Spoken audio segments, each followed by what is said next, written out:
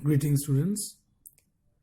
Today's topic of the day for the subject Legal History and Constitutional History meant for BLLB 3rd Sem students are Introduction to the subject Legal History. Before jumping on to the main aspects of the legal or the constitutional history of our country, let us first understand the basics or how the roots of the legal or the constitutional history of India was built, and let us know the backdrop or the background behind it. Legal history deals with the evolution and the development of law and the legal institutions in our country, India. The British period started from 1600 and the Royal Charter is the landmark.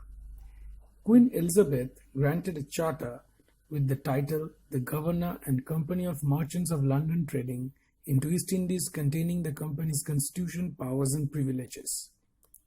The lifespan of the company was 15 years, and this could be extended if the trading was found profitable in England. Student, please remember, this is a brief history behind the development of the subject legal history, and we are right now dealing with it. Now, let us get back to the history again. So, persons who were trading with this license were liable for the punishment and seizure and forfeiture of the goods of company. The affairs of the company were modeled on democratic lines. The shareholders formed the general court, a general body, and were elected for 24 directors, the board of the directors with the governor as the head. So this was the basic composition of the company or the East India Company as we know, or as we have read in the history itself.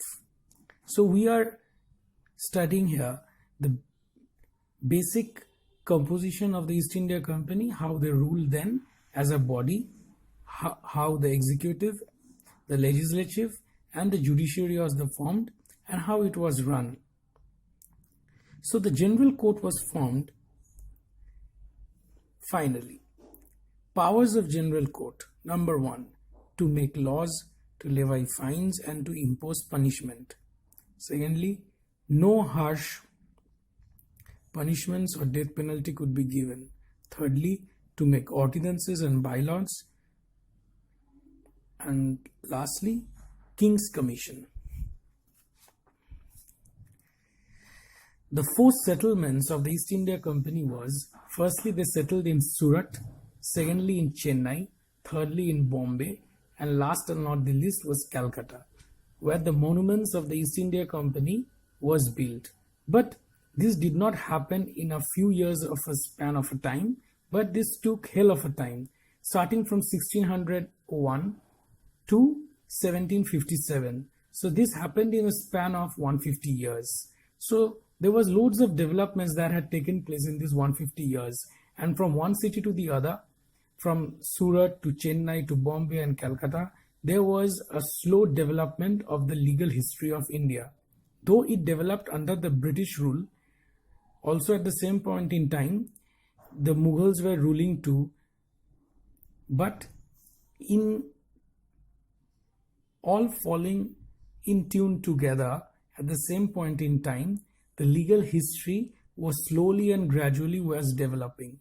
And finally, this monumental figure played a very pivotal role in laying down an established figure or an established monument for the legal history of India itself. Mayor's Court. The origin of Mayor's Court is deeply embedded in legal history of India. The justice was administered by East India Company at Madras, Bombay and Calcutta, which was uncertain and lacked uniformity. They needed an uniform royal court, which was accomplished with Company's Charter of 1726. The 3 towns to have corporations. The mayor and the aldermen constituted the mayor's court with the right of appeal to the governor and his council. Therefore, it was called the King in Council. Mayor's court was civil and probate jurisdiction which was not subject to arbitrary will of executive. Mayor's Court was a court of record with criminal and civil jurisdiction. It was to deal with offences which imposed fine, imprisonment and corporal punishment. The composition and structure of Mayor Court. Now let us understand the composition and structure of the Mayor Court. The mayor and the two aldermen form the quorum of the Mayor's Court, sitting once in a fortnight. Quorum is a body which comprised of the mayor and the two aldermen. The jury system appears to have followed in Mayor's Court in criminal proceedings. The Mayor's Court entertained suits between natives of both parties as agreed. They did not interfere with the locals. The result was there was no court for the Indian people. So the privilege of the court was only entitled to be enjoyed by the Europeans themselves. Hence the structure that was followed were civil cases, court of request, Mayor's Court privy, thirdly the council, and criminal cases fell under the purview of Justice of Peace, Court of Quarter Session. So this was a brief introduction of the legal history of India, starting from the arrival of the British or the East India Company, as we have read in history, as we all know, and slowly how they developed and how they settled from one place to the other.